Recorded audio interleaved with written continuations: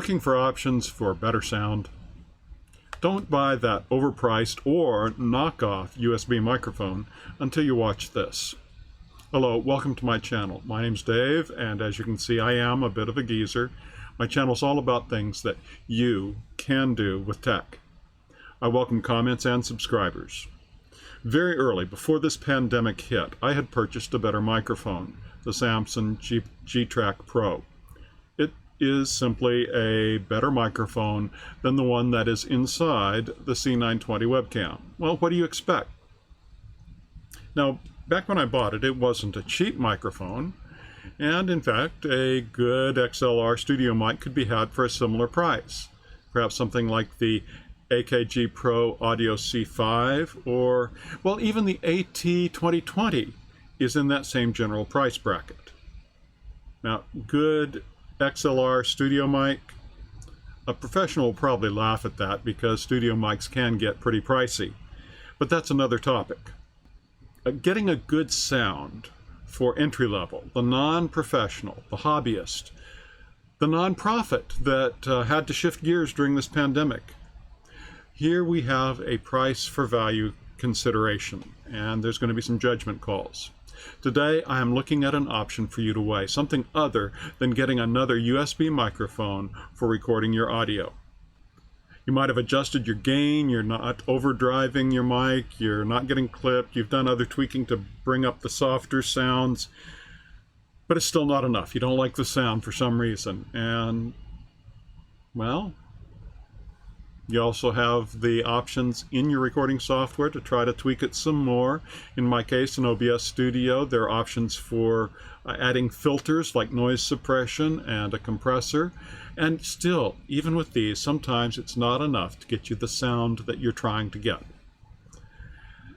Now, maybe you have a particular audio need for which the webcam mic simply is not a good choice. You do have options. I support a church with their weekly video production, their means of continuing to supply faith support for their members. I'm not an audio engineer or a video production specialist. I'm an amateur and a volunteer in these matters, and I continue to learn.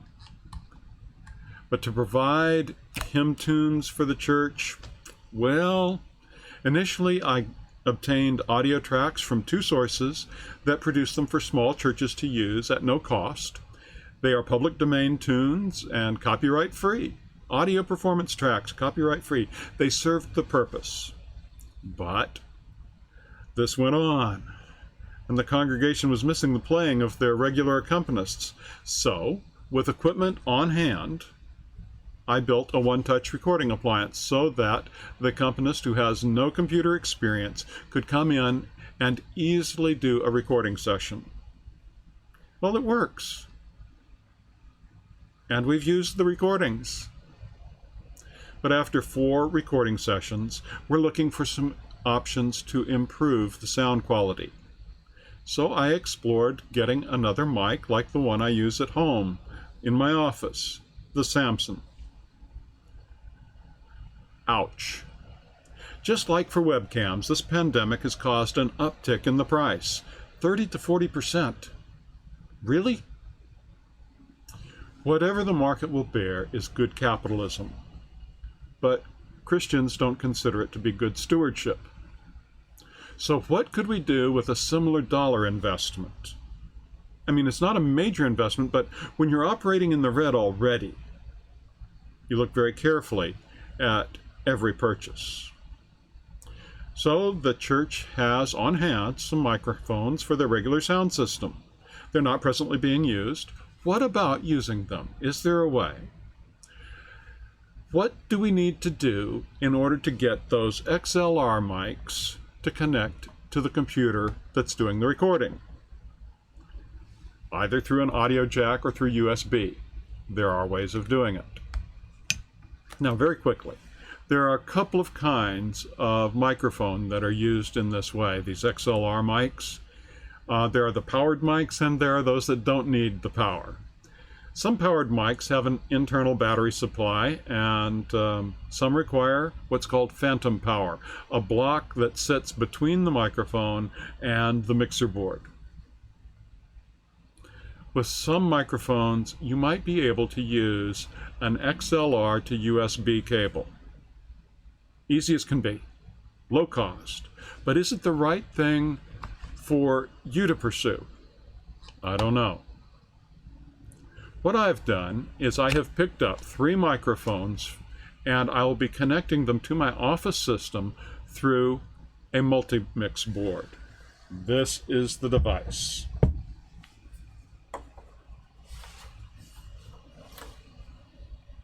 Made by Alesis, 8 channels, and we'll see what happens. Has a USB out. And this video will demonstrate the results for a home user, like for a podcast or a vlog, after which I will take it and set it up at the church, and they can experiment with another recording session to see how it works for that use. So, what do I have? Well, the microphones I picked up included this old beater. I mean, literally, it's a beater. It's a Shure C608, and it has been used and abused, and it was donated to the church, never put to use. We hadn't tested it till I brought it home and tried it out. I know it works. The church also has more than one of these, the Samson R11. Now, the first one of 11 is set as a superscript. I don't know why, but they've been well taken care of, and we'll give it a try, see what they do.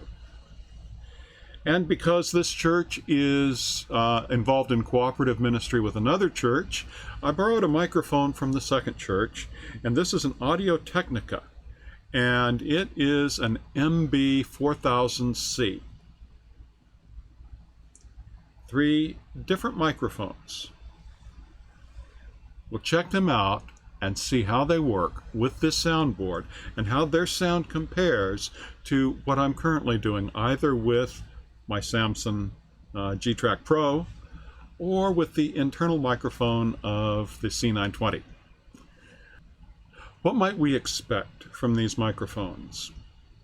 Well, I thought I'd show you the frequency response curves. So we'll start with the Shure C608. That's what its frequency response curve looks like. You can stop the video and look at these more closely, see what you think, but you'll see it drops off above 12 kilohertz. And you'll notice that they didn't even bother graphing anything below 50 cycles. It looks to me like, generally speaking, this is going to not have a great bass response, but would probably be pretty good for a vocal mic. This is the Samson R11. Now, you'll notice they did track the drop-off, and it starts dropping off sooner than the Shure does on the bass end. Anything below about 100 hertz, you're going to have some drop-off. Maybe it can be managed with an equalizer, maybe not, but they did track it down to 20 hertz. They also tracked it all the way up to 20 kilohertz, and it looks like it has usable frequency response higher than the Shure does. So it's a possibility too. The Audio-Technica. And what I see here is that, generally speaking, it's a flatter response curve all the way across. I think it may be more ideal for the application that we are looking at, trying to record the piano. Again, it does drop off below that 50 cycles, and it does have good frequency response all the way up to 20 kilohertz. So all of that is good. Now, I'm not even going to be looking at the AKG Pro Audio C5, but because I mentioned it, I thought I'd show you that frequency response curve. This is supposedly a semi-professional studio mic, and there it is. From what I can tell, any of these mics for our use could compare favorably to this frequency response curve. Most of us don't have the ear to recognize these inadequacies in any of the mics. Notice also that this one does drop off beginning at about 200 cycles. So that's seems less of a bass response than some of these other mics that I've shown you already. You can go back and look at each of these graphs and compare them in more detail. They're also readily available by going to the makers of these mics. You can download all of their literature on them, including the cardioid patterns and that kind of thing. Now, not being an audio professional, as I said, from these charts, I would expect any of these microphones that I've picked up from the churches to perform reasonably well, at least for our purposes, even as compared to that AKG microphone. I expect the Shure to have a brighter sound, less bass response, and I expect the Audio-Technica to have the best level response across all of the frequencies. Those frequencies that are typically in the range of human hearing. The Samson I expect to be a compromise, though an acceptable one. My testing process will be this. First, I'm not going to use any filters in the recording software, OBS, nor will I use sound effects on the soundboard. I will just use the volume controls on the soundboard to bring the volume up to where it's hitting my volume meter at a similar point for each one. This will give me as close to an apples to apples comparison as I can offer. Afterwards, I will start using the filters in OBS Studio, the same settings for each mic. And finally, I'll focus on one of them to hone in, to get it as good as I can without actually doing it in the recording studio, recording environment. We'll see what happens. And so that's what we will do next. Okay, test script for comparing microphones for recording YouTube videos without any filters. This is the Samson G Track Pro. Okay, this is the test script for comparing microphones for recording YouTube videos without any filters. This is the Logitech internal microphone. This is the test script for comparing microphones for recording YouTube videos without any filters. This is the Shure C608. This is the test script for comparing microphones for recording YouTube videos without any filters. This is the Samson R11. The Audio-Technica requires phantom power, and so I had to turn that switch on the mixer board. So that's the difference between this one and the other mics that were going through the mixer board. Test script for comparing microphones for recording YouTube videos without any filters. This is the Audio-Technica MB4000C. Test script for comparing microphones for recording YouTube videos using the same filters on each. These are the OBS filters: compressor, default, and noise suppression, default. So this is the Samson G Track Pro. And now the test script for comparing microphones for recording YouTube videos using the same filters for each in OBS Studio, the default compressor and the default noise suppression. This is the Logitech internal camera. This is the test script for comparing microphones for recording YouTube videos using the same filters on each in OBS Studio, compressor default, noise suppression default, and this is the Shure C608. This is the test script for comparing microphones for recording YouTube videos using the same filters on each in OBS Studio, compressor default and noise suppression default. And now we're looking at the Samson R11. This is the test script for comparing microphones for recording YouTube videos using the same filters on each OBS, compressor default, noise suppression default. This is the Audio-Technica MB4000C. I'm now using the Audio-Technica microphone, and there are some things that I've noticed after running the comparison. First, the Logitech internal microphone is the worst at rejecting the background noise. We can compensate with filters, but comparing apples to apples, that's the way it is, and a cleaner input is easier to make better. Second, the Logitech internal microphone seems to have the highest native sensitivity. Now that could be part of why it has the higher incidence of background noise, the less rejection of it. But with the same gain levels as set for the Samson G Track Pro, I believe that I'm overdriving it. There are no internal adjustments for this, as in the G Track Pro or in the soundboard with the others, so everything has to be done with the software. Third, the Logitech has the same distortions I was remembering from before I purchased the G Track Pro. So for my use, it does seem to be the least desirable of any of the microphone options. Fourth, as I expected, the Shure had a brighter sound, and the Audio-Technica seemed, to me at least, to have the most uniform response across the spectrum. It is the one that I will set up to use to record the accompanist unless there is a line out from the keyboard, in which case I'll use that. So having looked at those audio responses from each of the mics, some final comments, thoughts. The Samson R11 seems possibly to be replaced by the R21. This is quite an inexpensive entry-level mic, available in 3-packs. And as I've said, it seems to me to be a reasonable compromise, especially if you're on a budget. The Audio-Technica mic is discontinued.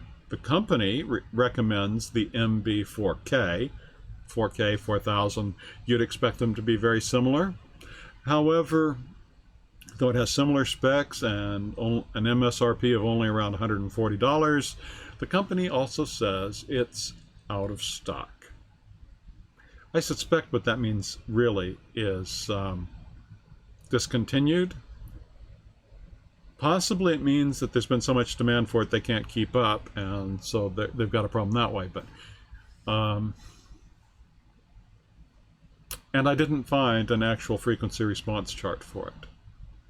The Shure C608 is also discontinued, and I'm not sure what would be an equivalent mic. In my opinion, the SM48, the frequency response is not comparable, nor is the PGA48. It would take further research to try to identify a microphone that you thought would be equivalent to the Shure 608. And that's really beyond the scope of what I was trying to do here today. The real point today is, if you have a mic or mics on hand, rather than buy another that is specific for computer use, a USB mic, then why not get a little board like this one? There are different brands of them. You don't have to get this brand, but why not get a little board like this? It'll give you greater flexibility for the future. You could do ensembles, not just recording one instrument or one voice.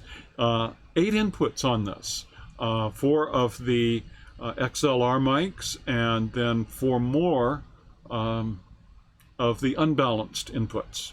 So it gives you a lot of flexibility, and at a similar price point to trying to get a USB mic, at least a decent USB mic today. And a better audio result, I think. Now, one more thought. Before you go down the road of other microphones at all, think about this. If you're using a keyboard or some other instrument that has a line out, you can skip the microphone altogether and take it into your mixer board, and from there into the computer. And that has the added advantage of not having your background noise and not dealing with the frequency response of the microphone. You're getting straight what that instrument is producing and sending it, into your system. I've already said Oasis is not your only option for boards like this. If you want to spend more, or if you prefer a different brand, well, that's on you. Again, this has been another video on things that you can do with tech. Use your existing microphone, or if you need to buy one, go with an XLR mic and build greater flexibility for the future by getting a mixing board like this rather than a dedicated USB mic that's presently overpriced anyway. Thanks for watching. Comments are welcome. And I hope to have another video again next week. Stay curious, stay informed, stay safe and healthy, and you'll see me in the next one.